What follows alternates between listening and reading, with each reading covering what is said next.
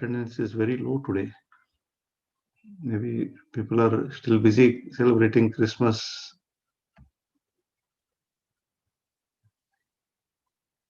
Anyway, so we'll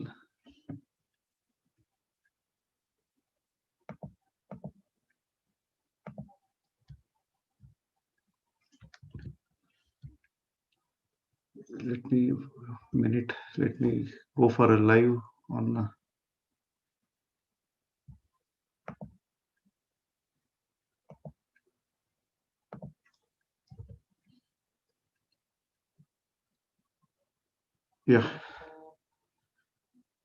VP Govinda Prabhu, request you to please grace us with your nectarian messages on Lord Chaitanya. So we welcome His Grace VP Govinda Prabhu for today's session. Thank you, VP Govinda Prabhu. Please carry on. Hare Krishna, Prabhuji. Then we pronounce. Hare Krishna, everyone. Dear devotees, it's such a pleasure to be here today to continue the discussion what we have been doing. My Dandavat pranams to everyone. Seek everyone's blessings to do the justice to the service being allocated.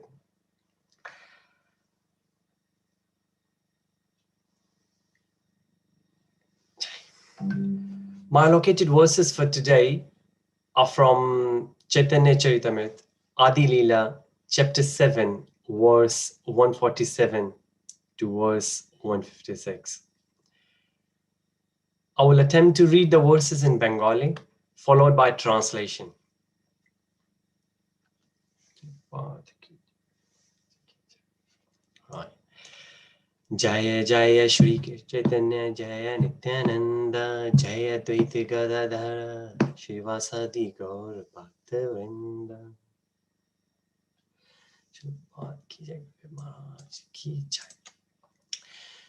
So, Caitanya Caritamrta Adi lila, chapter 7, verse 157. Emata sarvas sutrera vyakhana sunya sakala sannyase kahe vinaya kareya. Translation by A.C. Bhaktivedanta Srila Prabhupada ki jai. When all the Mayawadis, sannyasis, thus heard the explanation of Chaitanya Mahaprabhu on the basis of Sambandha, Abhidya and Prayojan, they spoke very humbly. Text 148. Vedamaya Murti Tumi Sakshat Narayana Shama Pradha Purvaye Kalyun Nindana. Dear sir, your Vedic knowledge, you are Vedic knowledge personified, and directly Narayana himself kindly excuse us for the offenses we previously committed by criticizing you. Text 149. Say hita sanyasara vira gelimana Krishna Krishna nama sada karaya grahana. From that moment, when the Mayavadi sannyasis heard the explanation of the Vedanta Sutra from the Lord, their minds changed. And on the instruction of Chaitanya Mahaprabhu, they too chanted Krishna, Krishna always. Text 150. Emate tan sabara shami aparadha sabakare Krishna nama karile prasada. Thus Lord Chaitanya excused all the offenses of the Mayavadi sannyasis and very mercifully blessed them with Krishna Nama. Text 151. Tabe sabe sannyasi Mahaprabhu ke laya bhiksha karilena sabe madhya vesayaya. After all this, all the sannyasis took the Lord into the midst, and thus they all took their meal together. Text 152. Bhikshakari Mahaprabhu ele Vasagara Hina Chitra Leke Kare Gauranga Sundara. After taking lunch among the Mayavadi sannyasis, Sri Chaitanya Mahaprabhu, who is known as Gaura Sundara, returned to his residence. Thus the Lord performs his wonderful pastimes. Text 153. Chandrasekhara Tapan Mishra Ara Sanatana Suni Dekhi Anandita Sabakaramana. Hearing the arguments of Sri Chaitanya Mahaprabhu and seeing his victory, Chandrasekhara, Tapan Mishra, and Sanatan Goswami were all extremely pleased. 154. Prabhu ke dekhite aise sakala sannyasi, Prabhu re prasamaka kare sabha Varanasi. Many Mayavadi sannyasis of Varanasi came to see the Lord after this incident, and the entire city praised him. Text 155. Varanasi Puri Ela Siri Krishna Chaitanya Puri Saha Sarva Loka Hela Mahadhanya. Shri Chaitanya Mahaprabhu visited the city of Varanasi, and all of its people were very thankful. Text 156. Laksha laksha loke aise Prabhu ke dekhe te Mahabhida hele hele Nara pravishte. The crowd at the door of his residence was so great that it numbered hundreds of thousands. Text 156 is the last verse. So from text 147 to text 156, the verses and the translation itself. Obeisances to everyone. Om Ajnana Timradhasya Jnana Jana Shalakaya Chakshurunmiltan Tasmai Shri Guruvai Namah. Shri Chaitanya Manobhishtam Sthapitam Yena Bhutale Swayam Rupam Kadamayam Dadati Swapadantikam Vandeham Shri Gurun Shri Yuddha Padakamalam Shri Gurun Vaishnavamscha Shri Rupam Sagrajatam Sahagana Raghunathavitam Tam Sajivam Sadvaitam Savadutam Parijana Sahitam Krishna Chaitanya Devam Shri Radha Krishna Padam Sahagana Lalita Shri Vishakhavitam Cha Hey Krishna Karuna Sindhu Dina Bandhu Jagatpate Gopesha Gopika Kanta Radha Kanta Namostite Tapta Kancha Gaurangi Radhe Vrindavaneshwari Vrishvanu Sute Devi Pranamami Hari Priya Vanchakalpa Tarubhyascha Kripa Sindhu Vyaivacha Patita Nam Pavanebhyo Vaishnavebhyo Namo Namo Shri Krishna Chaitanya Prabhu Nityananda Shri Advaita Gadadhara Shivasadi Gaura Namo Vishnu Padaya Krishna Prishtaya Bhutale Shrimati Bhakti Vedanta Swami Niti Namane Namaste Saraswati Devi Gaurvani Pracharine Nirvishesha Shunyavadi Paschata Deshita Jai Shri Krishna Chaitanya Prabhu Nityananda Shri Advaita Gadadhara Shivasadi Gaura Hare Krishna, Krishna Krishna, Hare Hare, Hare Rama, Rama Rama, Hare Hare Krishna. Thank you so much for giving me the opportunity to serve all the Vaishnavas and Vaishnavis here in this forum. In the given verses, there's a continuing theme of Mayavadis interacting and getting transformational mercy of the Lord. So let's discuss the same, maybe with a different point of view. I have always been an advocate of short lectures with enough time for question and answers. So I thought it would be prudent if I demonstrate what I advocate, which means I will do two things different. First being, I would speak less and encourage to ask more and more questions with a view to have gradual progressive discussion. I'm not saying that I will have all the answers, but I'm sure there are many other senior devotees who could contribute. But what I can promise with Ramananda Kanai Prabhuji's blessings is it the time and place. The forum is there, which Prabhuji has put together. So we could have some discussion going on. However, the second thing might take care of the first, which is that instead of a lecture, I would try to instigate a discussion. So in essence, rather than lecturing, I will beg for your involvement and participation.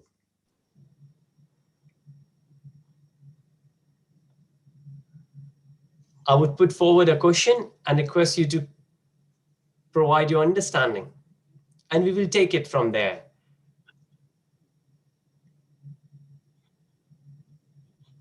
And with that, let's begin.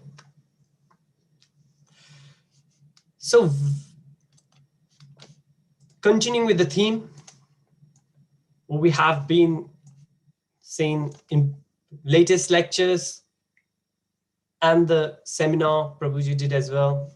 So the very first statement with the reference of Srimad Bhagavatam, Canto 1, Chapter 2, Verse 11.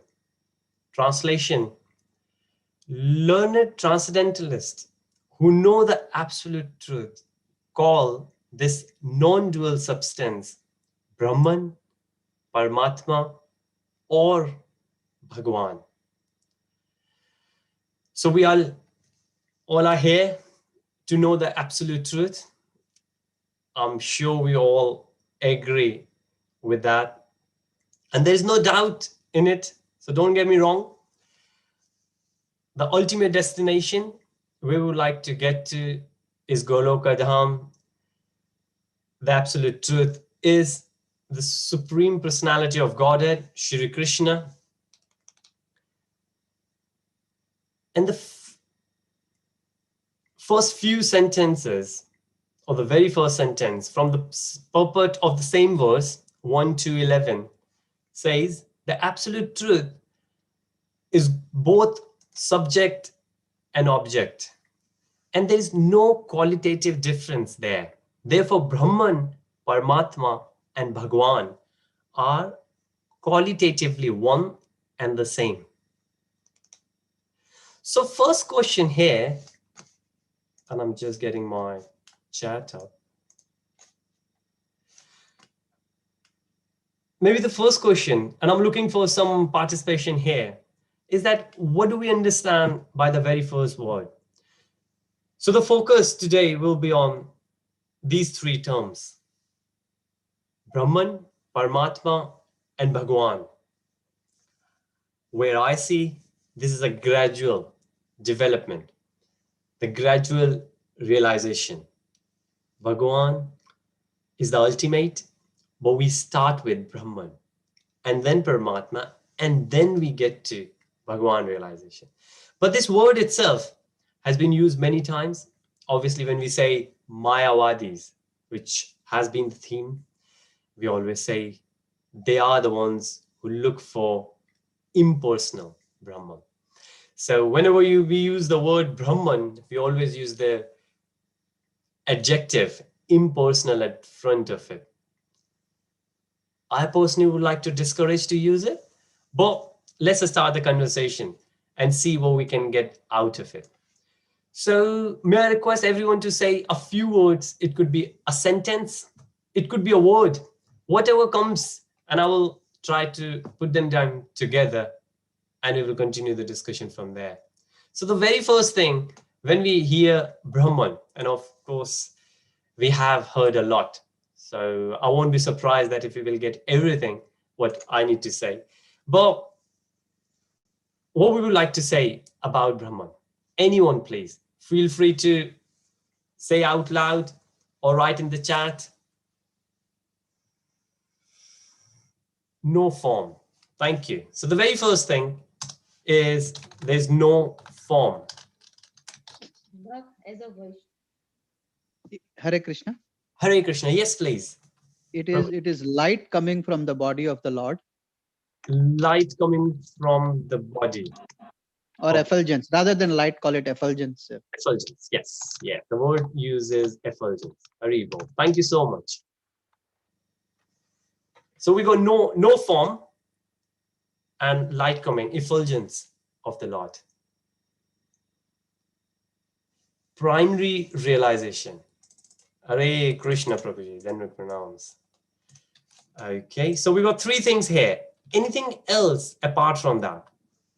No form, light coming from the body of the Lord, which is in effulgence, and primary realization. Hare Krishna. Kal Chakra Krishna's Prabhuji, go then with pranam. I would opine that all three facets are representative of different traditions. So it may be better to stick to one, which one feels comfortable. Hare Krishna, Prabhuji. I'm not sure how many will feel comfortable with that, but I completely agree with you, Prabhuji. Okay, I am not the body. Thank you so much, Prabhuji. I'm not the body. So the way we said, Prabhuji mentioned I, and that is indeed one of those words we will look for. Brahman is Sat. Haribo. Thank you so much. Okay. So I think we are repeating the facts now. One of three phases of understanding the absolute truth. Hare Krishna. Thank you so much. So maybe one more if anybody has anything which we have not said yet. Hare Krishna Prabhuji. Hare Krishna Mataji. So Brahman is the preliminary study to know about Lord. Preliminary study to know the Lord. Hare Krishna. Thank you so much. Right, okay. So I have written down all of them here and I got 8 things so far. I will repeat them back and some of them are repetitive in the same context, but let's see if we would like to add anything to it or if anybody would object anything in it, and that will be the discussion in itself. So the very first thing, no form. And as I said, the very first word, when we say Brahman, we use the adjective impersonal. And indeed, no form is impersonal. Light or effulgence coming of the Lord. Hare Krishna. Thank you so much. Then primary realization. So the way we said Brahman, Paramatma, and Bhagwan. So is that right in saying that we are saying primary realization, maybe secondary realization, and maybe the final realization of the Bhagwan? All right, okay. I thought somebody wanna say something there. Great. And then we got 3 facets are representative of different traditions. So it may be better to stick to the one which one feels comfortable. Now, who feels comfortable about that? And if I will paraphrase this and let me know, Prabhuji, if I'm doing the justice to your sentence, that Prabhuji is saying that, so there could be 2 different sides of it. The very first one is what we just said, that they are in gradual phases, which means you are primary, secondary, and then the final realization, right? So the final realization will not happen without primary and secondary. That's one part of it, right? Or one side of it. Now, how to understand that? simple. The way we have a school, the school here in UK, I don't remember, to be honest, even though I did go to school in India. But here in UK, the schools until year 6, which is 6th standard in India. So year 6, kids are in primary school. And then from year 7 onwards, they go to secondary school. Now the kids cannot go to secondary until and unless they will do the primary. So they do primary, they do secondary, and then they get to the university, right? So primary could be Brahman, secondary could be Paramatma, and let's say university is Bhagwan realization, which is the final. We don't really need anything else. So that's one side of it. That's one understanding. But what Prabhuji is saying here is that all three facets are representative of different traditions. So it may be better to stick to one.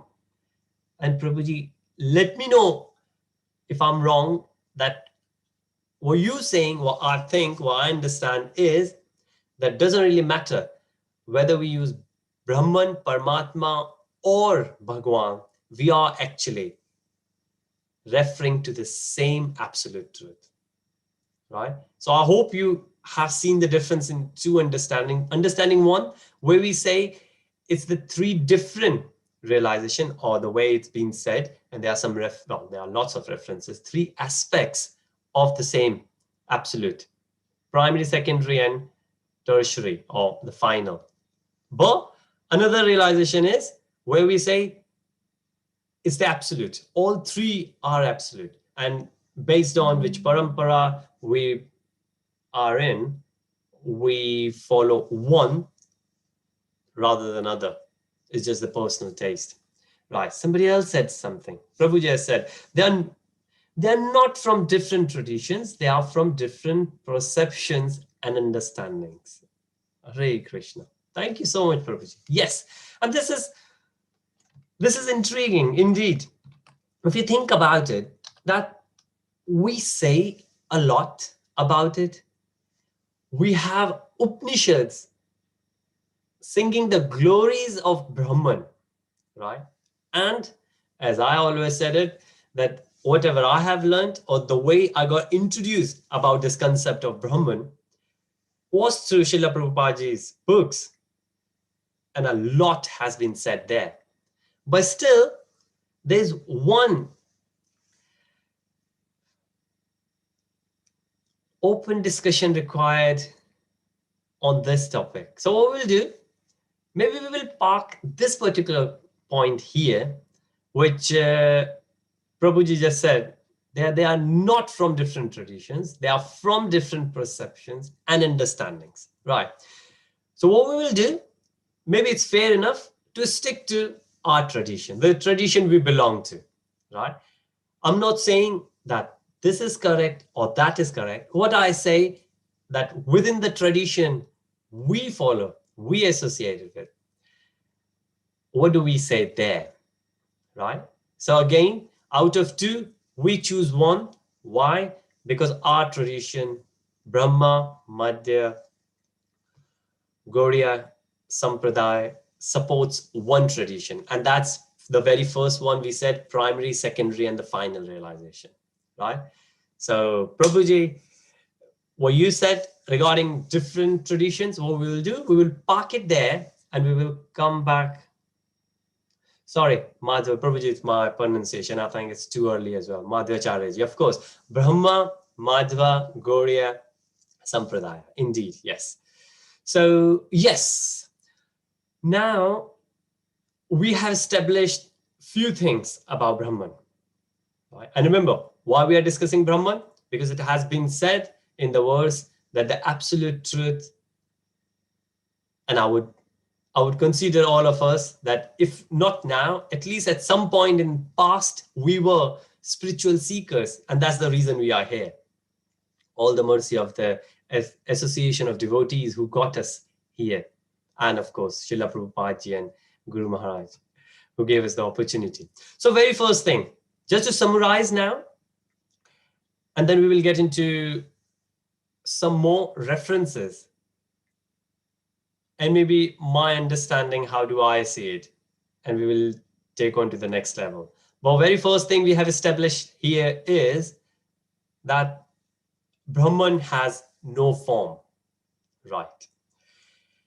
Brahman is the effulgence of the Lord. It's a primary realization. And currently we are not getting into that it could be the absolute itself, right? Even though there are some verses and we will see what happens there. I am not the body. How the very first thing, no form, is different from I am not the body, right? Brahman is Sat. So we say Sat Chit Anand. Brahman is Sat. Parampara is Chit. Paramatma is Chit. And Bhagwan is Sat Chit Anand. So Sat, Sat Chit, Sat Chit Anand. That's the understanding, right?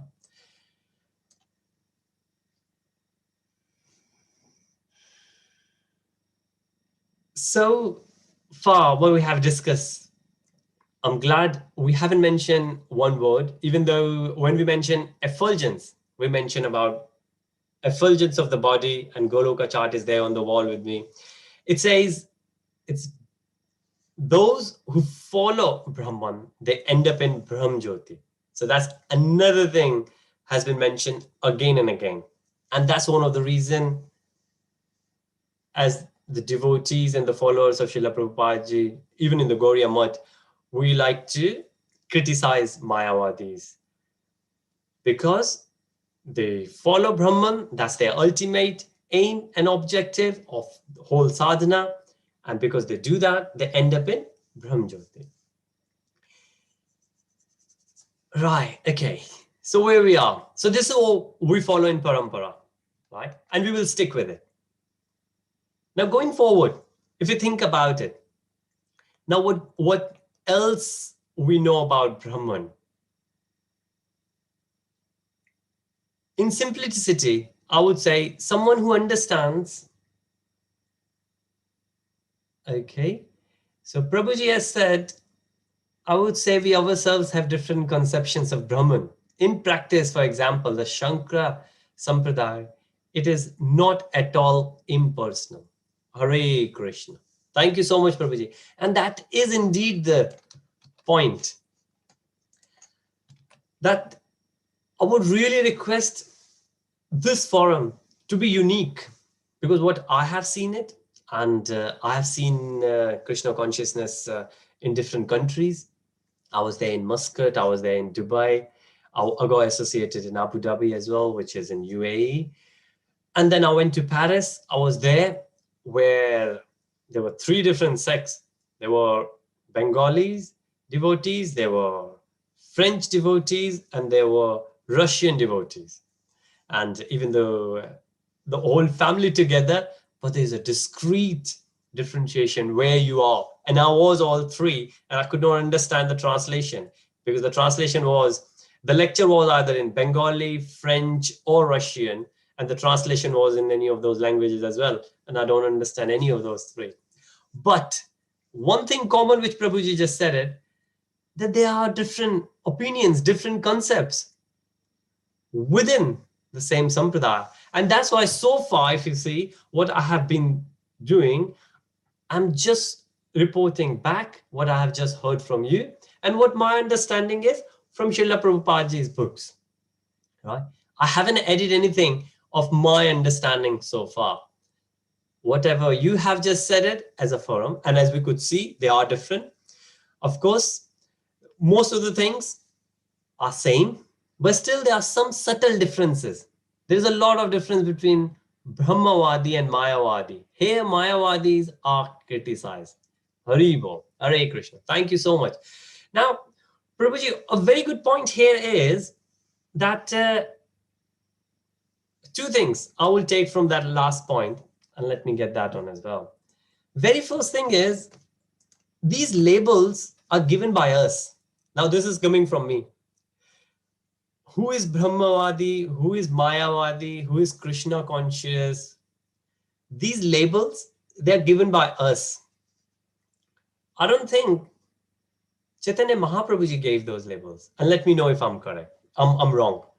He did say about Mayavadis, but not the way we use it, like the way we said it here. Here, Mayavadis are criticized. Now, the very first thing, they all are labels. When I say the labels, what does that really mean? That we identify somebody else with those names. If I think about it, I would think I am also Mayavadi. And if we will get into the discussion what Mayavadi is, I think there will be many in Krishna consciousness who would be classified as Mayavadis.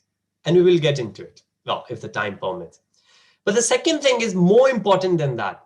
Whether we call ourselves Mayavadi or Brahmavadi or Krishna conscious or Gauriya, doesn't really matter, does it? Does it matter what do we call ourselves? Or does it matter what do we follow? Does it matter what do we understand and practice?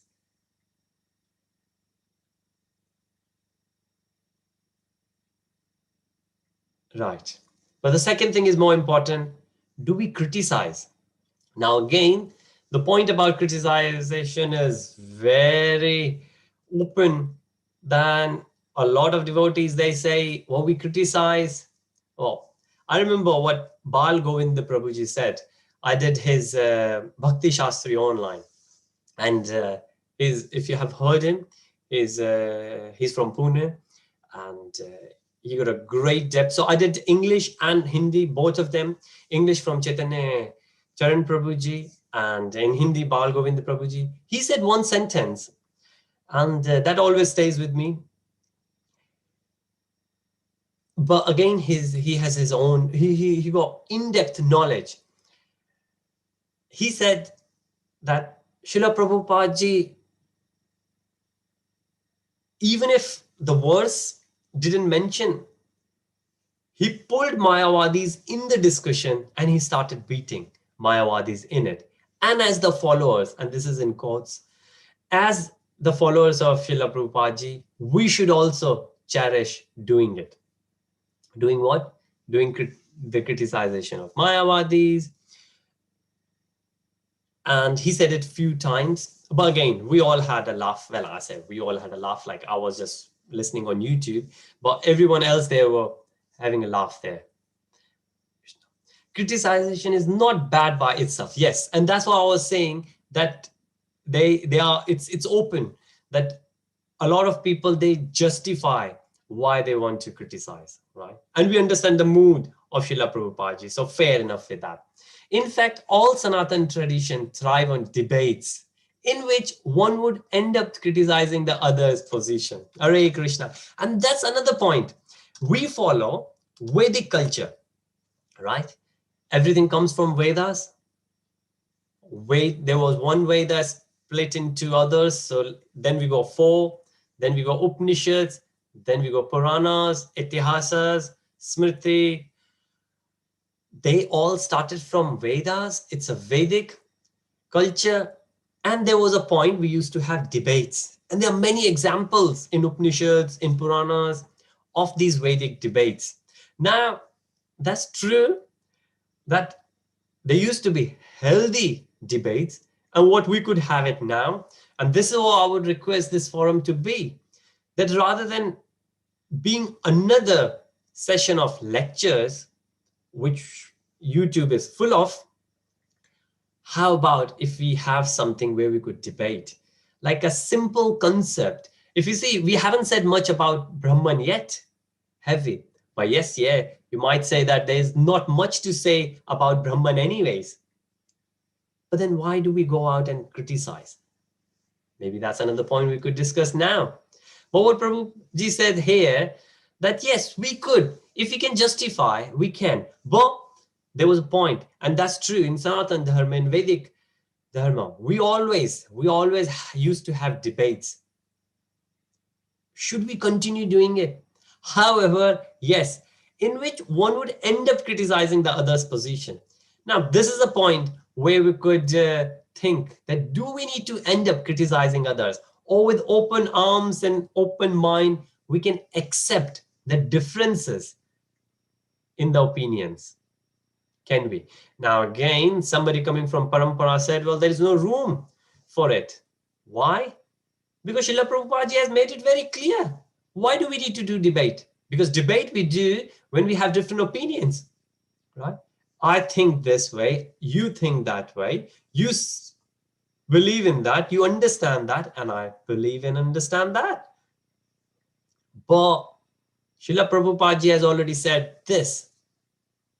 Now, this is another point, that a lot of times, devotees give references. And you might have remembered, Prabhuji, I used to trouble you a lot, that Prabhuji, please give me the reference. Where is that written? And I hope, just like me, you have faced those, and I always consider everyone as devotees, so even if they haven't heard about Krishna, yet I would say they are still Krishna devotees. The devotion is in dormant form at the moment. So let's say those devotees who haven't heard about Krishna and we are preaching them, and there are lots of them who would say, well, do you want me to follow something which is written in a book?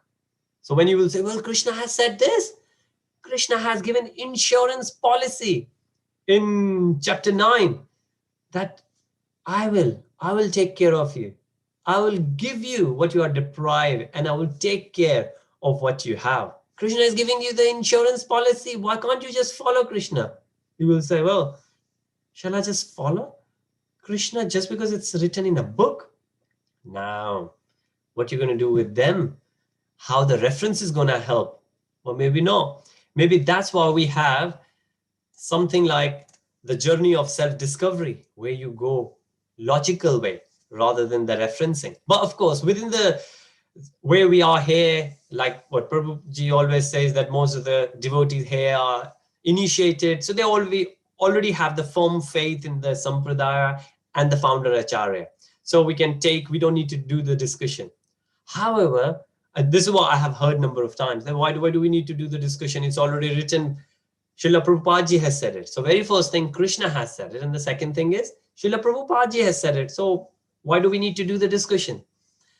And the way I take it, well, we do need to do the discussion so we understand why Srila Prabhupada has said it. And I'll give you the anecdote. Why? But before that, let's say what Prabhuji has added there. The problem with our movement is, I really like the word our, Prabhuji, so you do consider yourself inclusive in it.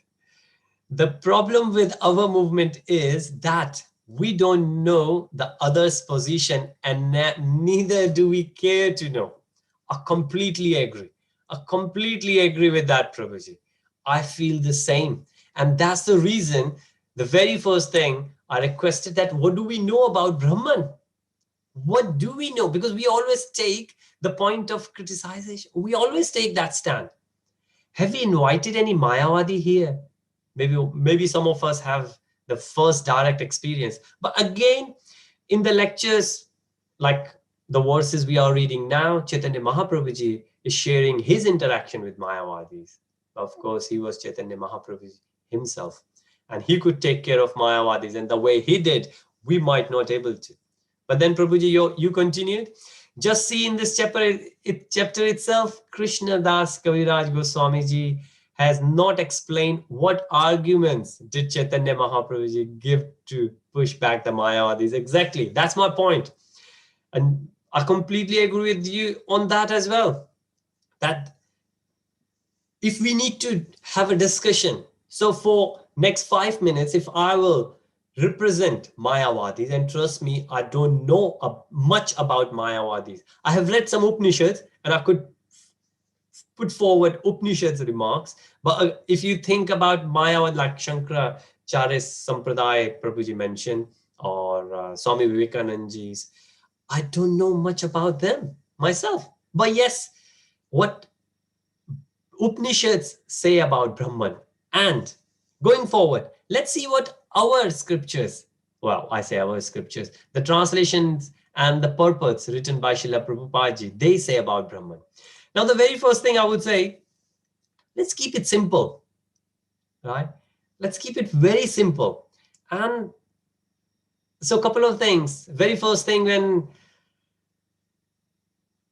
obviously Western devotees were struggling initially, when Srila Prabhupada came and they said, Prabhupada, you said Krishna consciousness is simple, but it's so complicated. Prabhupada said, no, it's simple. The problem is it's very complicated for you to be simple, right? And a lot of time, that's the issue, isn't it? It's not that it's complex. We have made it complicated. If we ask few things, that's it. We realize it's a very shallow understanding. So maybe that's the very first thing we need to work on. The second thing, why? And you could accuse me for that because I do that. And maybe indirectly, I might offend somebody on that. But that's not the understanding.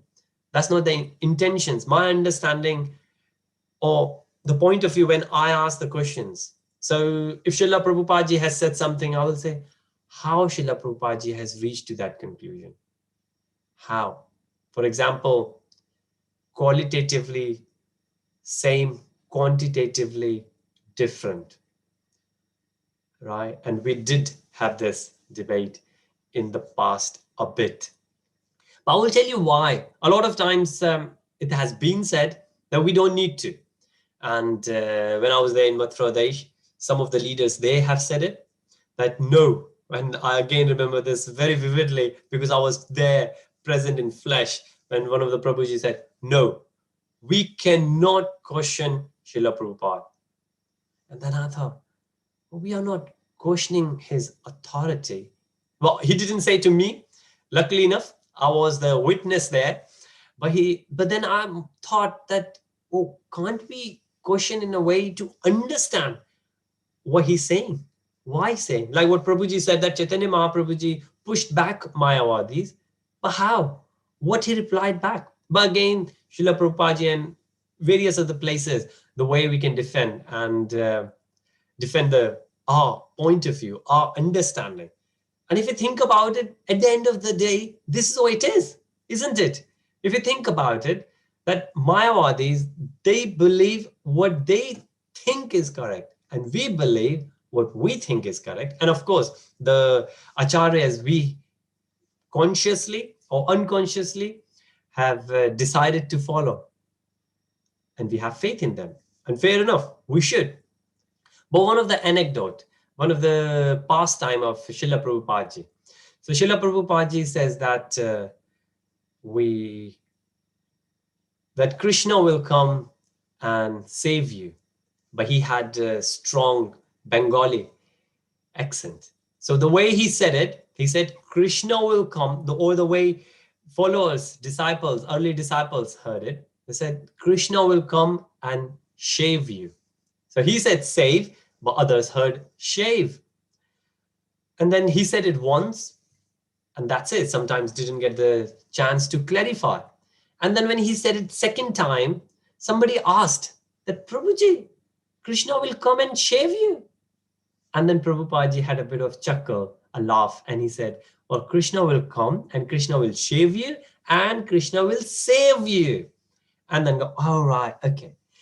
So that's one. There was another place where Srila Prabhupada had used the jargons, used the English words, and somebody said, and this is somewhere, I can find out where it is.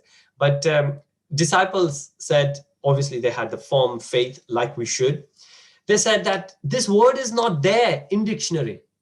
Let's add this word in dictionary because it's coming from the pure devotee of Krishna from Mahabharata. We should add this in the dictionary. And they were discussing. And one of them said, well, how about we just ask Prabhupada? And the other one said, okay, let's do that. And sometimes that's what we need. How about we just ask? When they went back to Prabhupada, Prabhupada said, change this word. don't add this word to the dictionary. But then when they had the discussion, Prabhupada ji said, change this word to that word, and that word was the renowned word. So there's no need to change the dictionary. With the new word, followers understood the context of that discussion in the purports. So what we're trying to say here, that a lot of times it's our understanding. For example, now moving forward, so what we have said about Brahman so far. Now, let's keep Mayawadis on one side. Okay, let's keep impersonal at one side. Let's keep Brahm Jyoti on one side. So I might not use these words, impersonal, Brahm Jyoti, Mayawadis, right? They all are, let's say, external words.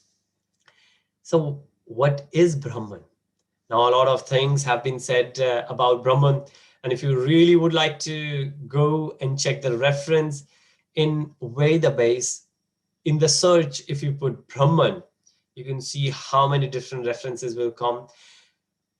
And with the open mind, if we read it, I think it will be very clear that Brahman is a spiritual. And I hope everyone will agree with that.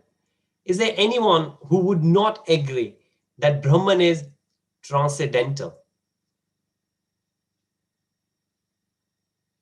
Okay, so despite what we have said so far, that Brahman is Sat, so it's only Sat.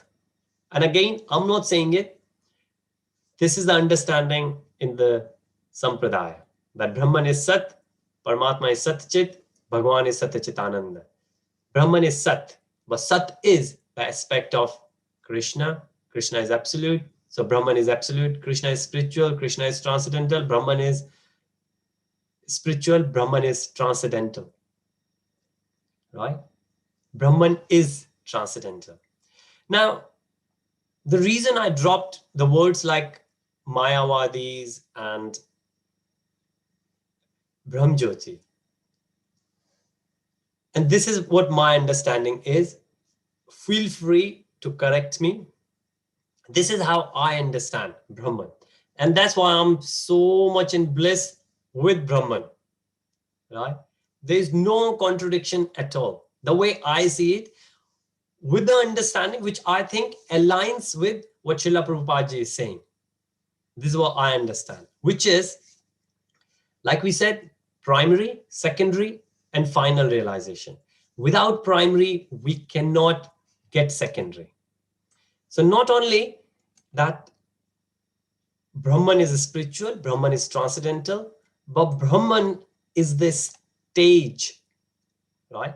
Even if we would like to get Brahm Jyoti, what is Brahm Jyoti? Brahm Jyoti, and again coming from the philosophy, in the Sampradaya, Brahm Jyoti is that destination. But I'm not talking about destination at the moment. I'm just saying Brahman, which is right now, right? Brahm Jyoti is something which, when the person will die, will end up somewhere. But Brahman is just right now. Chapter 8, Bhagavad Gita, verse 1, where Arjun asks 8 questions. The very first one is, what is Brahman? 8.3, the very first thing Krishna says, transcendental living entity, which we all are. I hope there is no doubt in it. We all are spiritual, which we have always said. So for me, when I hear Brahman, that means, and somebody did say, I am not this body. That's it. Let's stick to that. Very basic. Chapter 2, very first part. In Hindi, we call it Atma Gyan. Soul, the knowledge of the soul, Atma Gyan. I am not this material body. I am the spirit soul. I'm the spiritual soul within the body, right? If we live our life with that understanding that we are not the material body, we are the spiritual soul, then we are Brahman realized, right? Any doubt in it, what I've just said? Any would like to object in it? Brahman is a spiritual, but no exchange of feelings. Haribol. Yes, Brahman is a spiritual, no exchange of feelings. Very nice. Thank you. Thank you, Prabhuji. We haven't reached to that part yet, but you mentioned it very nicely that yes, there's no exchange of feelings there. We haven't reached to the feelings yet. I will tell you why. Because feeling is between two people. That's right. That's what we say. Krishna is there and we need to have exchange, right? But the second person comes later. The very first person is ourselves. If we don't even understand ourselves, how we got to the point where we can understand somebody else? If we don't even know what we are, then how we can get to the level where we can start understanding somebody else, right? Let's say we are, analogy, let's say we are doing a stage show. So on the stage show, one devotee is Ram, one devotee is Lakshman. The stage show has finished now.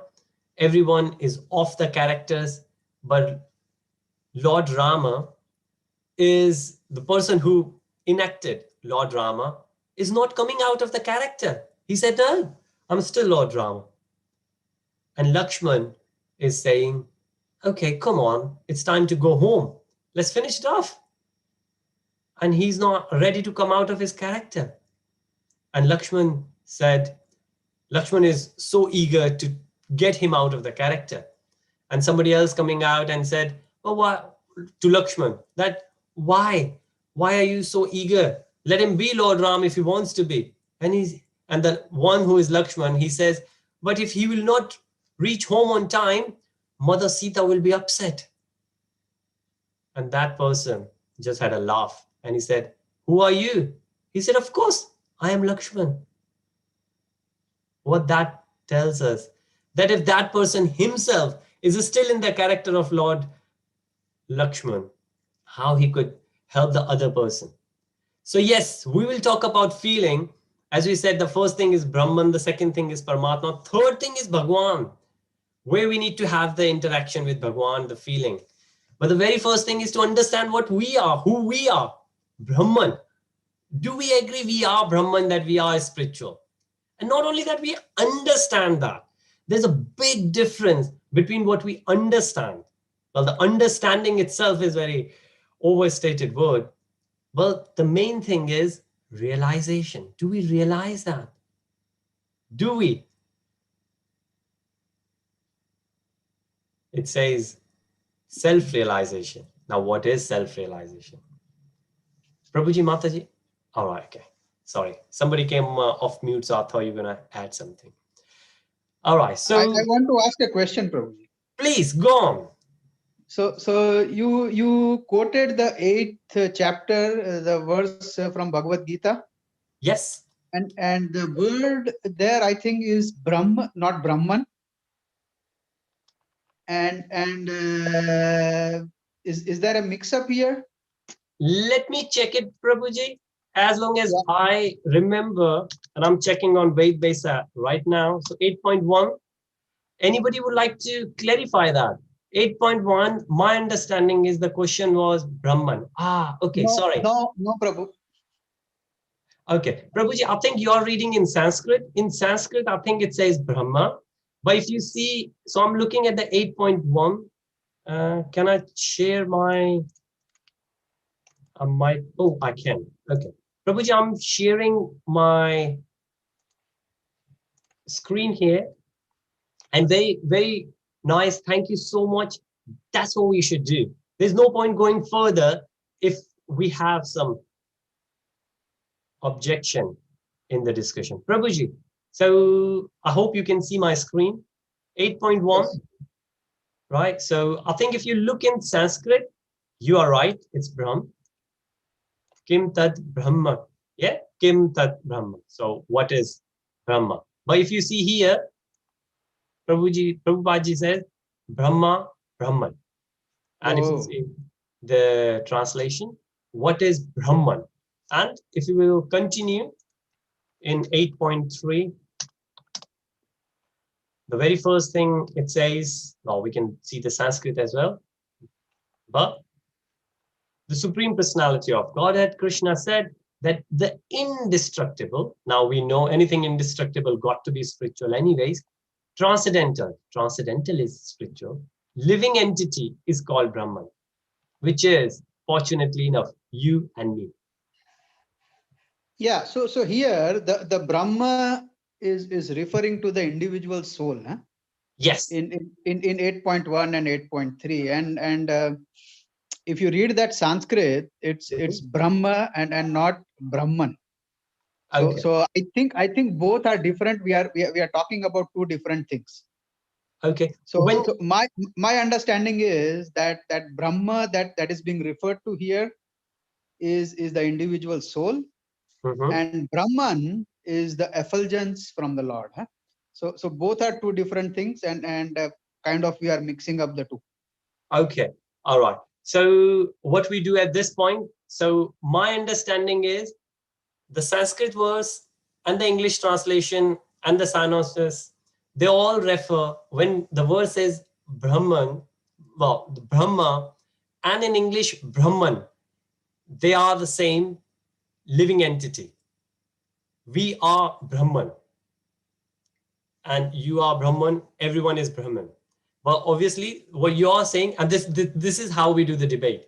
So I will request somebody else to join in and clarify, when we say Brahman, does that mean living entity?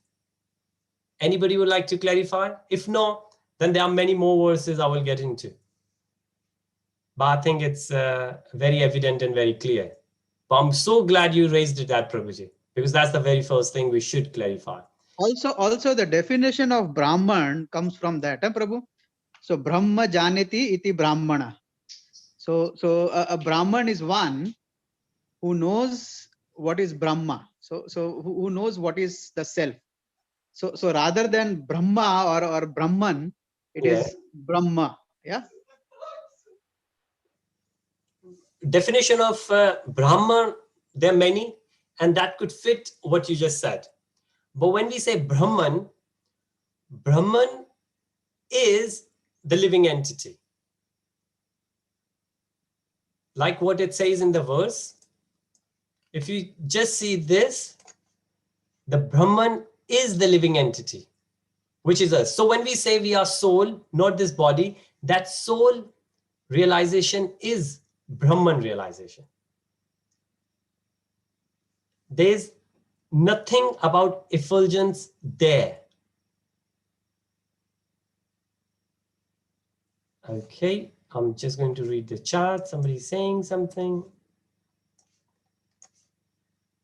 Okay, so soul as we are, Brahman as mentioned would be appropriate if we say spirit souls. Yes, yeah, that's so okay. So when we say spirit soul and when we say Brahman, are they the same thing? I would think yes. However, there is another discussion which required, if we will go into Vedanta, where when we say soul in English, as per, because soul is an English word, soul in English is very different than whatever scripture says Atman. It's a very different concept, but let's not go there. So the next verse is, the tricky thing about Sanskrit is that one word could mean many things and one thing will have many words. That's true. And that's why we need the purports. So as I keep saying all along, that I'm keeping myself in the Sampradaya. So what Srila Prabhupada ji has said it and what I have understood. If I have understood wrongly, please let me know, like what Prabhuji said. Brahman means something that is, Brahma means something that is great. That's right, yeah. When the very root of Brahma, the word itself is great. Yes, that's right. We are spirit souls, are Brahman qualitatively only. Okay, great. Thank you so much, B. Krishna Prabhuji. Qualitatively, I have not mentioned yet. The reason is I haven't said anything about the verses there. The only thing is that we are spirit souls. That's it. So far, we are at that point. Okay, the next thing is, what is meaning by Parabrahman? Okay, very good. Atma has the spiritual form in Goloka, but Brahman has. Hari Bol. Okay, wow, great. So I really like it. Let's go one by one. The very first thing. So, okay, great. All right. Thank you, Mataji, giving me the opportunity to clarify what my understanding is. But very first thing. So somebody said, okay, before that, Bir Krishna Prabhuji said about qualitatively and quantitatively. So let's just get on that. Brahman, our Sampradaya says that qualitatively we are same, but quantitatively we are different, right? That's one understanding. Great, yes. The next thing, what is Para Brahman? So the way we said Brahman, Paramatma, Bhagwan, there is a great reference to it, but Brahman is the Brahman, like me and you, and Bhagwan is Param Bhagwan. Like we say, Atma, Param Atma. So the soul and then super soul. Similarly, we are living entity and we are Brahman, and Krishna is the source of that Brahman, and Krishna is Param Brahman. Right? So that's where Para Brahman or Param Brahman comes into. Atma has the spiritual form in Goloka, but Brahman has? Very good question, Prabhuji. Now again, when you say Atma, I will keep in the context of what we discuss here, which is the soul. Like when we say we are spirit souls, I think that's what you are saying. So Atma has the spiritual form in Goloka. Now the way it has been explained that we have this material body, and when we will go, we will have spiritual body, right? We will still have the spirit or the soul, but we will have the spiritual body. Now then there are different understandings. Somebody will say, no, the spiritual body and the spirit soul, they are the same thing. But again, that's just the way we can say. The whole point is this is material. We have two things here.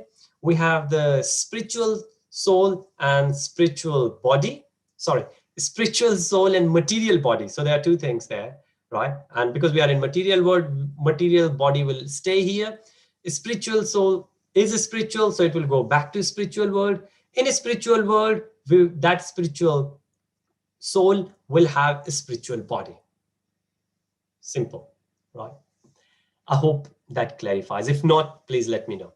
Next thing. So Mataji said, what is my understanding? Mataji, my humble understanding is what I just said, that Brahman realization is that if I will act on that principle, if my actions, if my decisions will have that understanding that I'm not material, I'm spiritual, that I'm not this body, I'm a spirit soul. And I will give you more to that. Okay, there's no more in the chat. So very first thing, so far, Brahman is, so we are Brahman. Aham Brahmasmi. This is one of the Mahavakya from Vedanta, right? And we are from Vedic culture, and we have discussed this. There are many references there. And if you like, I can give you some right now, maybe. But, okay, so one we have seen, and what was that? 1 to 11, I think. Yeah, 1 to 11 from Bhagavatam, where it says, then 1854, of course, we can see. But before we'll get to that, now to the question Mataji said, what's my understanding is, my understanding, I don't go into effulgence, not at all. I don't even think about what will happen when I leave the body and go. Why? Because it's thinking in terms of, there's a primary child. And again, I'm sticking to the parampara. Somebody will say, well, why are you talking about primary school? Let's say Brahma. So what I'm saying, coming back, Brahman is primary, secondary is Paramatma, and the last one is University Bhagwan. So I say, well, university is the main ultimate aim. Why you are discussing primary? And what I'm saying, Without primary, you cannot get into secondary. Without secondary, you cannot get into university. If you don't understand your primary, then what's the point of, first of all, you will not get into secondary. Even if you will get into secondary, you will not do well. You will not do well, right? If one person only, and this used to happen, well, it might still happen. Some people, they might just do primary. It doesn't happen in UK because in UK, even if somebody, a child lost his parents, the government will make that person at least do secondary a bit. There are two parts of secondary. So a part of secondary, the first part, government will make you do it. But in India, for example, or any other country, if somebody lost the parents, the child was just in, let's say, year 5, parents are lost. And that person, just to support the family or anything, had to go out and work, never got into secondary, right? That kind of person, we can think, what will happen to that person? Will never get a good job as somebody who will get into university and get a better job, right? Just for the argument's sake. Of course, there will be some exceptions there. So that's one part of it, right? These are exceptions. If somebody will just do primary, will not get into secondary, will not get into university, yes, that might not be good enough. But what I'm saying is that Brahman is primary, sticking to the philosophy of the Sampradaya. Brahman is primary. We cannot go to the secondary without primary, right? We got to do that. Okay, very nice. I was expecting something, Prabhuji.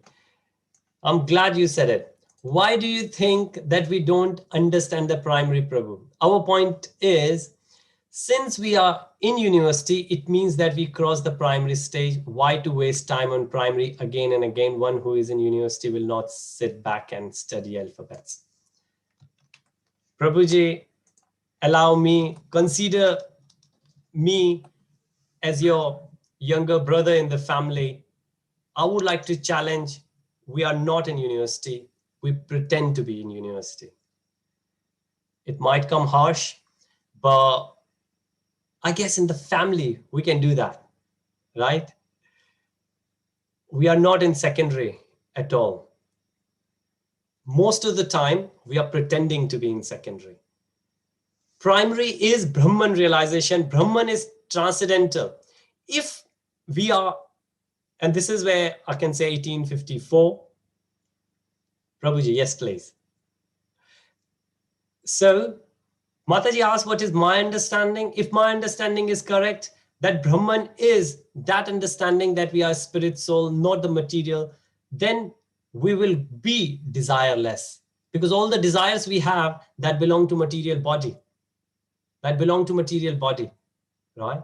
So we are desireless, we don't have any attachment. If we are desireless, if we don't have any vikars, right? We are not, we don't exhibit anything. That's right. We are Brahman realized. That's the first part of it.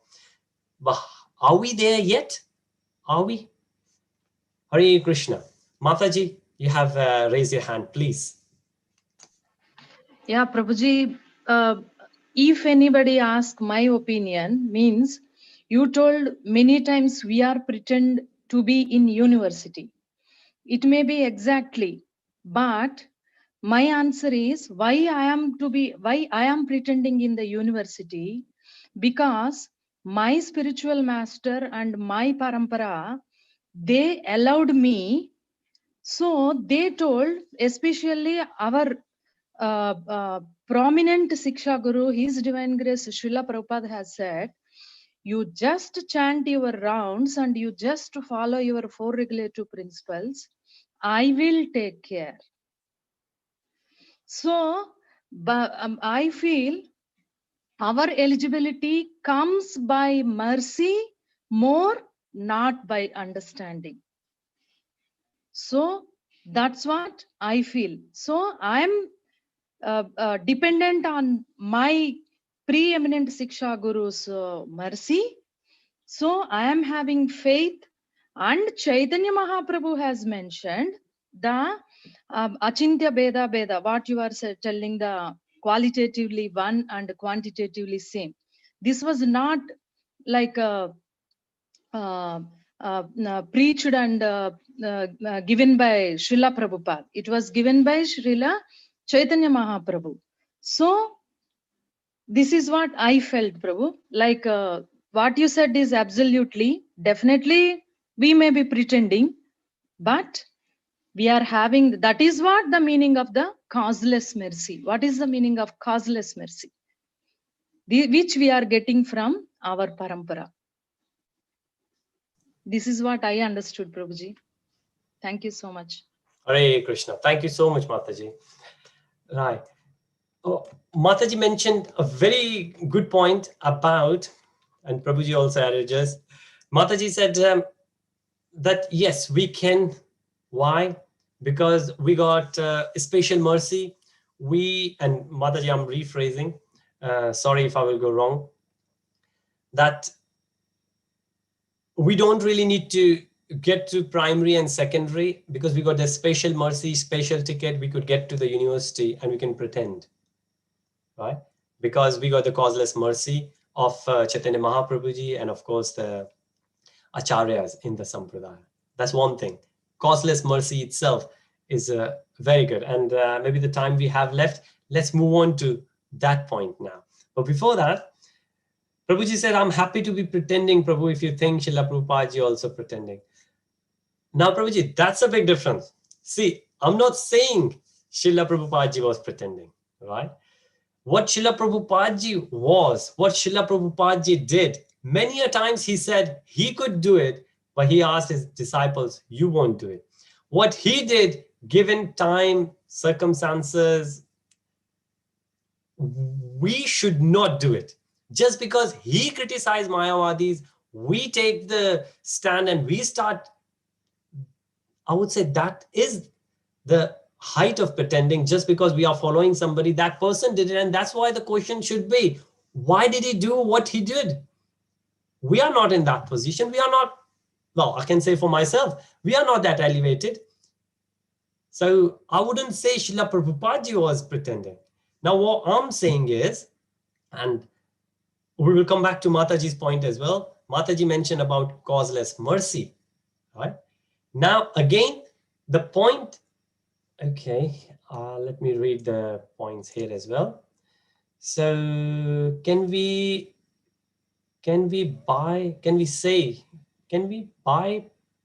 bypass Brahman realization? Prabhuji, we cannot bypass Brahman realization. Top of my head, Haribol. Prabhuji, please, go on.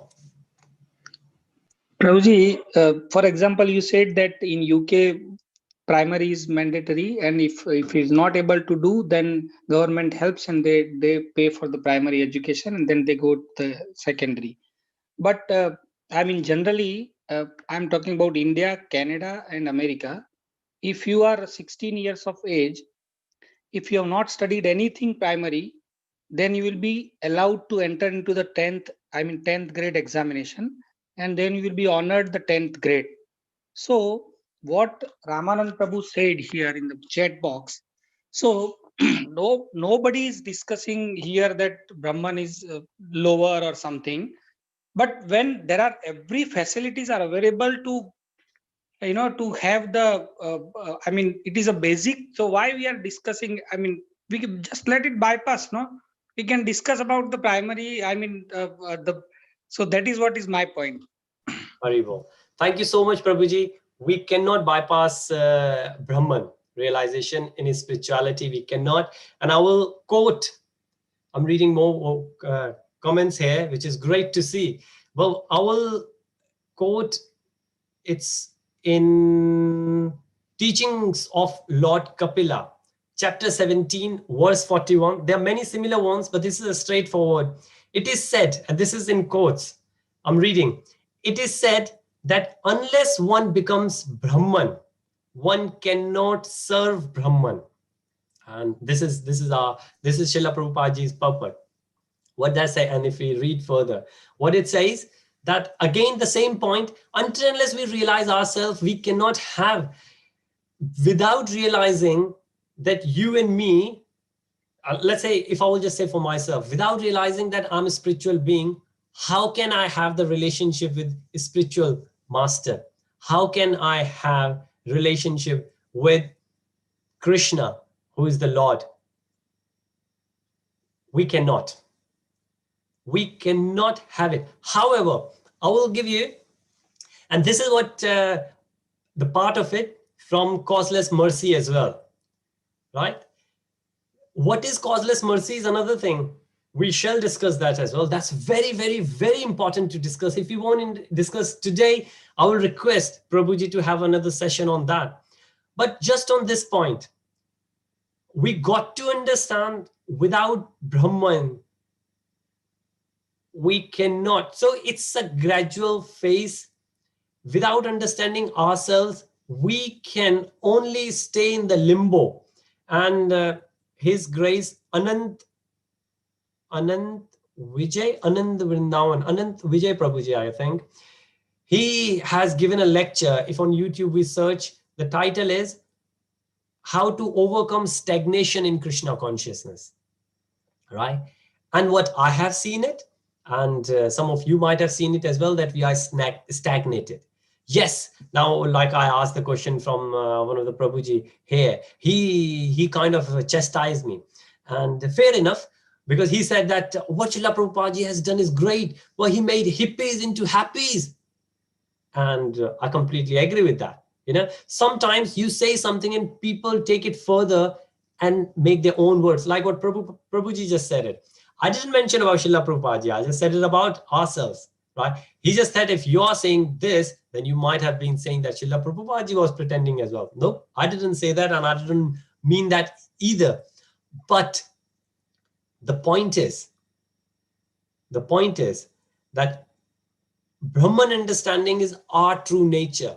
Once we will realize our true nature, then we can move forward. However, and this is coming back to what Mataji is saying, what Sampradaya is saying, chanting 16 rounds, or let's just say chanting, because obviously it used to be 64 initially, chanting and following regulative principles, that's it. And we will reach to that point. Well, I would say that's right. I agree on that. There's something missing though. Chanting offenselessly. We will reach there. Let's ignore everything else. Didn't Srila Prabhupada said it number of times, and many other devotees repeated it, which is great, that Hare Krishna. Prabhuji, would you like to add something?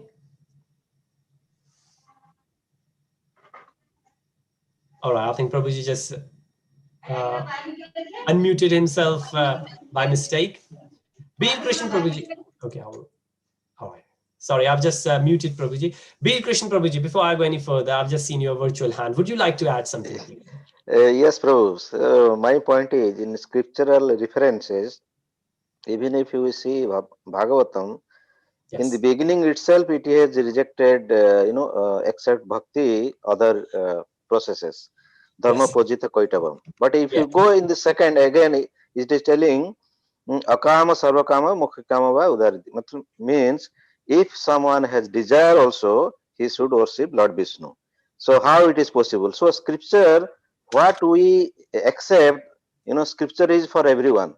So in which mood we are accepting that. But only one point I want to say. Anyway, that discussion is very good. But as you said, without primary relation, we cannot have the Bhagavan relation. So in this point, I want to say, because once we have the Bhagavan realization, like Mataji told, chanting and the Guru, four regulative principles, and the mercy, we are doing devotional service. So by this process, automatically this Brahman realization and the Paramatma realization will come. So there is no requirement for doing in-depth study about Brahman, because in the Bhagavad Gita also tells Bahunam Janmanam Ante Gyanvan Mam Prapadyante Vasudeva Sarvamiti Samahatma Suddharlabam. If we have already understood Vasudeva is the end of everything, and we are doing devotional service. So I don't think we should, spend lot of time understanding about Brahman and Paramatma. This is my point. Thank you, Prabhu. Thank you so much, Prabhuji. Thank you. Now, I completely agree with you, Prabhuji. What I will say, and I was just reading some of the chats here as well. Now, again, being conscious of the time as well. One thing what I am saying and one thing what I'm not saying. One thing I'm saying is we got to be Brahman realized, then Paramatma realized, then Bhagavan realized. What I'm not saying is that in bhakti we cannot get all this. Bhakti is the easiest route to get all that, and we don't need to do anything different. Krishna consciousness itself is competent, more than competent, to get all that done. As the devotees, we don't really need to do anything else. However, we got to check ourselves whether we are there or not. Can we bypass primary and secondary and reach to the university? No, we can't. Now, Mataji said about the causeless mercy, right? And Prabhuji also said that if in India we can do it, I don't think it's could be done here in UK, but if somebody has missed some of the classes, right? And again, what I remember, and it's been many years back, that you got to, even for that, you got to have something in hand. Then you got to pass the, for example, 10th. 10th is, I think, the main one in India. And then 12th, of course. Then 10th exam you will have to pass, right? Can you get into university without the certificate of 10th? You got to prepare for 10th, right? You got to prepare, you got to understand, you got to sit in the exam, you got to pass the exam. Once you will pass it, you will get the certificate. With that, you will get into university, right? The very first thing.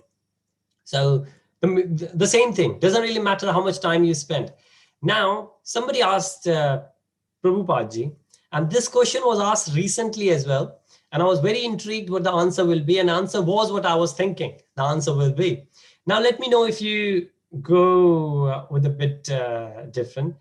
Thank you, Mataji. You confirm you understand with B. Krishna Prabhuji. And I completely agree with that as well.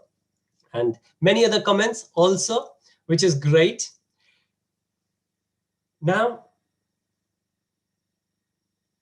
Brahman realization is just the realization that we are soul, not material, right?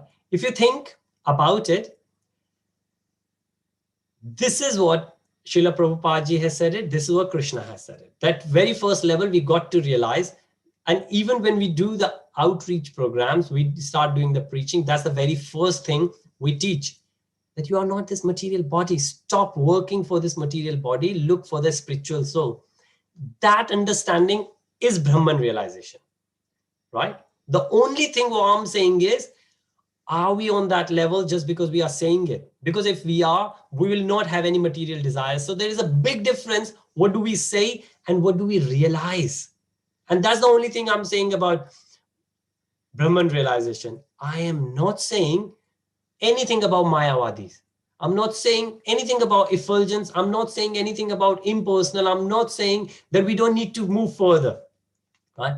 There's another verse, and I can give the reference for that. Prabhuji, would you like to add something, please? Oops, okay. Hare Krishna, Prabhu.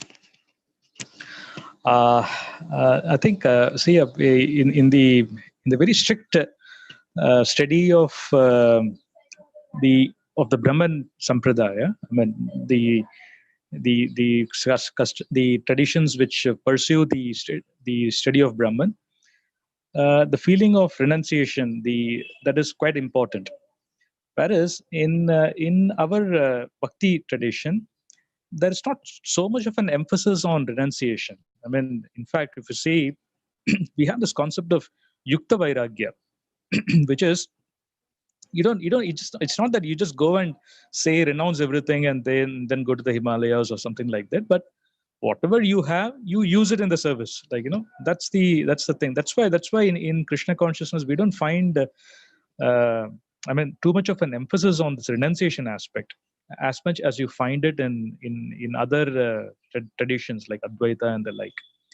And maybe that would explain, but at the same time, you'll find that, even though I think once you're in Krishna consciousness and we have spent enough time, you will automatically, that renunciation comes in, but we don't really actively attempt to renounce everything and then come to that thing. I thought, because that's one key understanding between Advaita and this. Hare Krishna, Prabhuji. Thank you so much. I completely agree with you, Prabhuji. And that's what I'm saying. Being in Krishna consciousness, we don't really need to do anything else. We don't. Brahman realization will come itself. Right? Brahman realization will come, which is that I'm the spirit soul, I'm the spiritual soul, I'm not the body. It will come itself. But we need to make sure we are the judges of our own, that whether we have reached to that point or not. Right? The second Paramatma realization is when we realize, now again, as soon as we hear Brahman, we think of Mayavadis. Now we got to understand that Brahman is a concept. Mayavadi is a group of followers who follow something, right? Which means if you think about Krishna consciousness, there could be another group who are Krishna conscious, and well, without taking any names, there are some other groups within ISKCON, or what used to be ISKCON. They are not, because they don't follow what Srila Prabhupada said it, even though they follow Srila Prabhupada, and there are many more like this.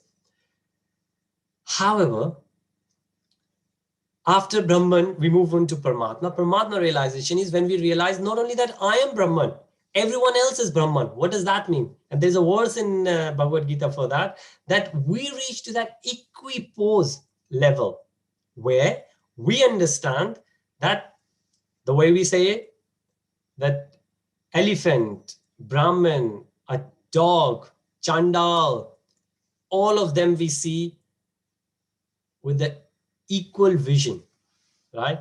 Which means if we are at that level, then maybe there is a devotee, maybe there is a Mayavadi.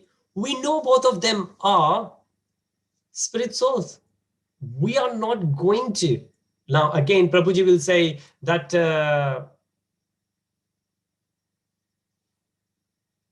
right, great, thank you. Prabhuji might say that we are not criticizing. But Prabhuji, when we refer somebody as or some group as the toilet in the house, if it's not downgraded, what else is there? And a number of times we have used this. But again, we don't want to go there. So this is what I'm saying. Do we follow? What do we preach? Right? When we say, if we read a bit more about Brahman and we check, are we at that level? I'm saying if you do the offense-less chanting and what Srila Prabhupada said when somebody asked, and I completely agree with that. And what Prabhuji just said it, that it will come automatically. And if it is coming, great. We don't need to do anything. We don't need to do anything for that. But what I'm saying is what Anand Vijay Prabhuji said it, stagnation. Do we need to check we are in stagnation? Do we need to check about the stagnation? Are we stagnated in Krishna consciousness? Stagnation means that are we not moving forward? And certainly that's the case. Now, again, a lot of devotees have said it. Well, I've been doing the chanting. This is the classic one. I remember when Prabhuji said to someone else that I've been doing chanting for 20 years. I haven't got the taste yet. And the reply came, well, I've been doing for 30 years. I haven't got the taste either. And when I heard, and that lecture came recently, 21st of December. And Prabhuji said about stagnation. Then I'm thinking 20 years, 30 years, are these devotees just humble and saying they haven't got the taste? Or because they have already done millions of mantras, recitations, million times they have chanted? Or are they just saying it out of humbleness? Or are they being honest? So they got to be one of those things, right? Prabhuji, would you like to add anything? Hare Krishna, Prabhu. I think it's a very standard response. If the thing is, if the person is chanting for 20 years and he says if he doesn't have taste, then why is he continuing? He's just being very humble and modest. Because if he doesn't have taste, we cannot continue in this. This will be one of the first things people will drop. because it's anyway taking up 2 hours in a day. So why, if they don't have taste in that, why should they continue in it? I think it's probably their humility which is coming through, and not Yes, Prabhu. and that's the way we need to understand. And again, I just forgot to tell this. We in Krishna consciousness, we normally start with the Bhagavatam right from chapter 1. But like in other traditions, generally when Bhagavatam is started, they read about the Bhagavata Mahatmya. And in there is a story where Narada Muni, he comes across Bhakti Devi.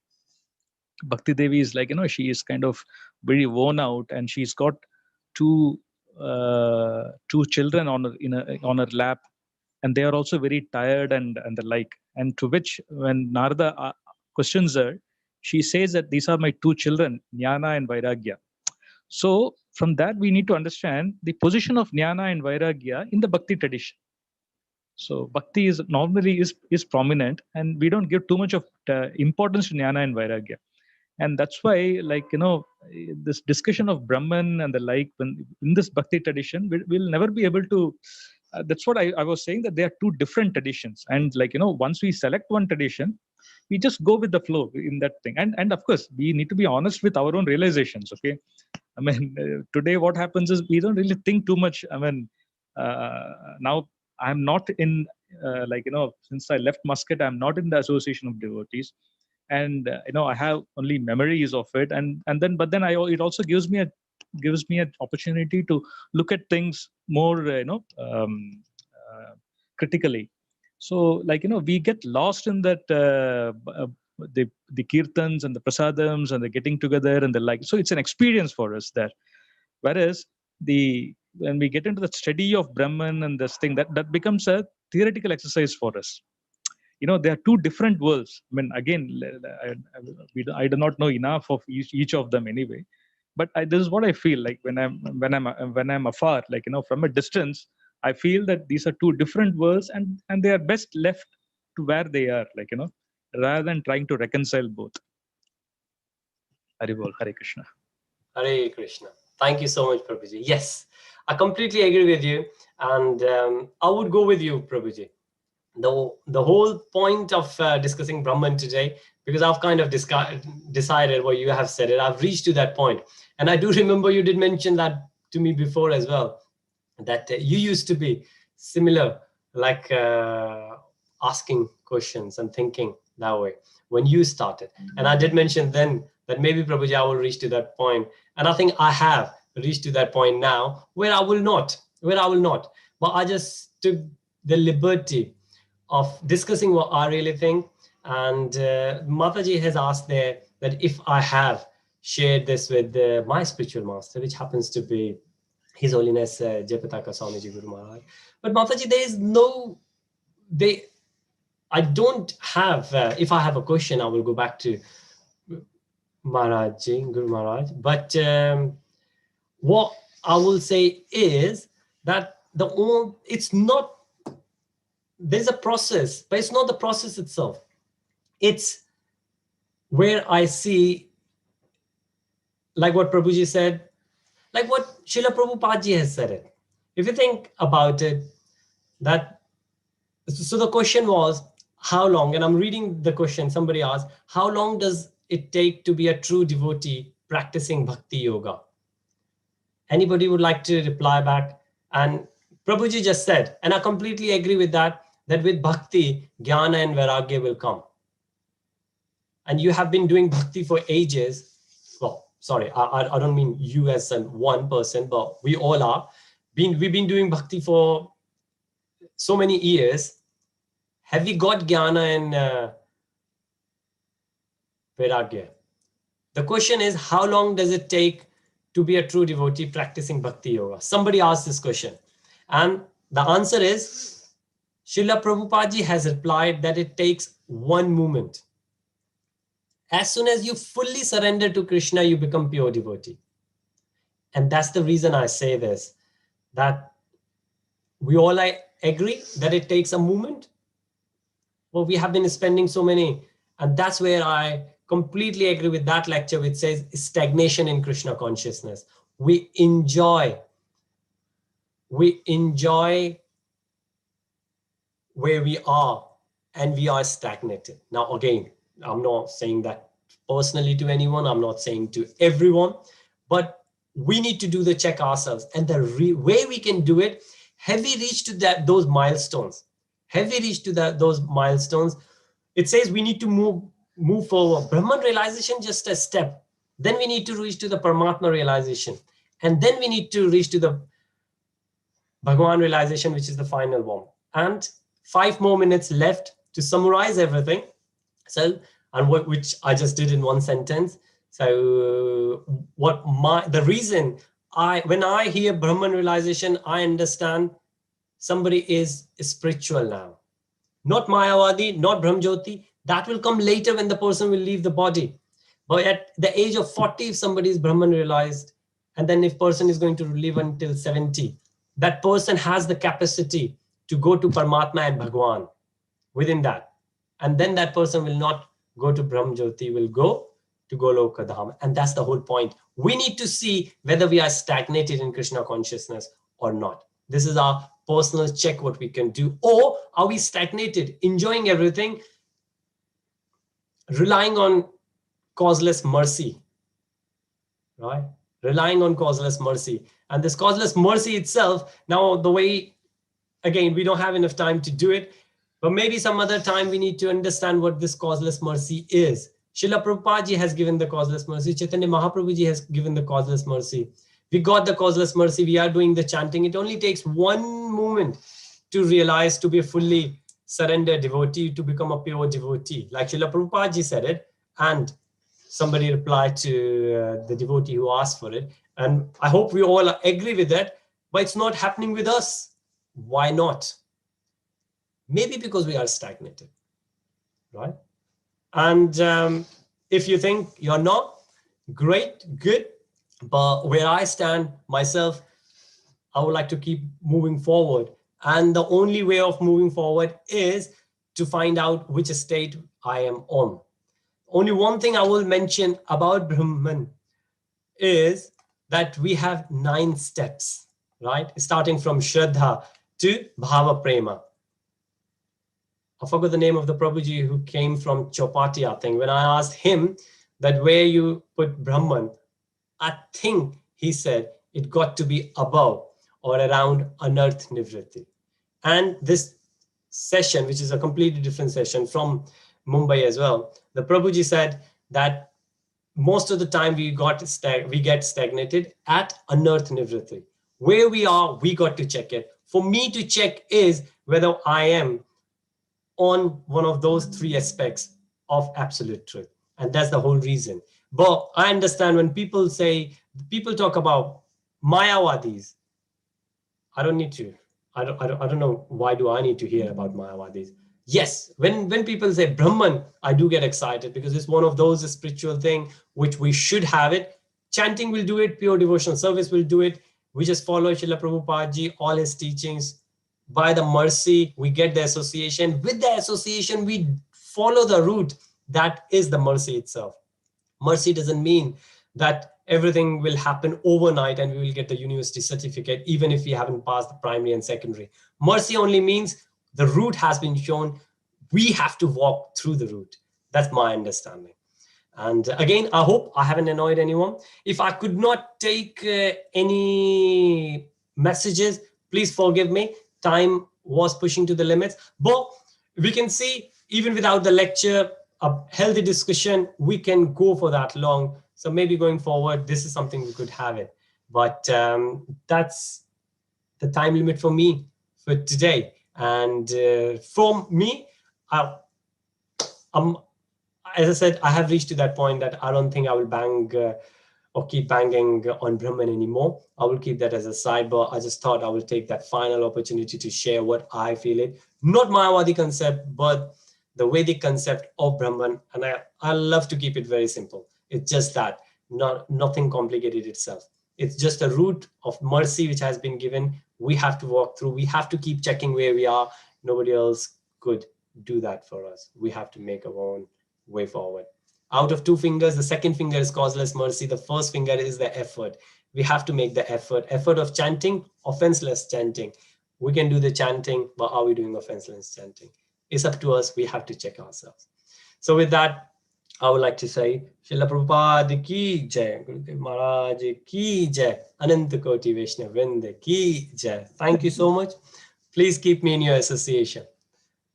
Thank you so much. Back to you, Prabhuji. Hari. Hare Krishna Prabhu, Dandavat Pranam. Thank you so much, Prabhu. Thanks for you made it a very lively discussion, though there was a bit of a not reaching to, not clearly reaching to the understanding by everyone. But this is an ocean. As I know, this point will never get into conclusion in one class. So let us hope that we'll reach to some conclusion, some understanding in the coming days, weeks, years, or decades, or in lifetimes. But meanwhile, let us focus on what Srila Prabhupada has told us and chant and be happy. So thank you very much, Prabhu. So we'll continue the discussion coming weeks. So hopefully next week we'll have His Grace Radhakrishna Prabhu from Bulgaria. He has agreed to start the new year with a wonderful kirtan session. So let us plan it out and take it forward. Thank you very much. Any questions, comments? We can still take it on the group. So we'll take it forward. Thank you very much once again, VP Govinda Prabhu, for your wonderful session. So with your permission, we'll end the session here. Thank you, Prabhu. Hare Krishna.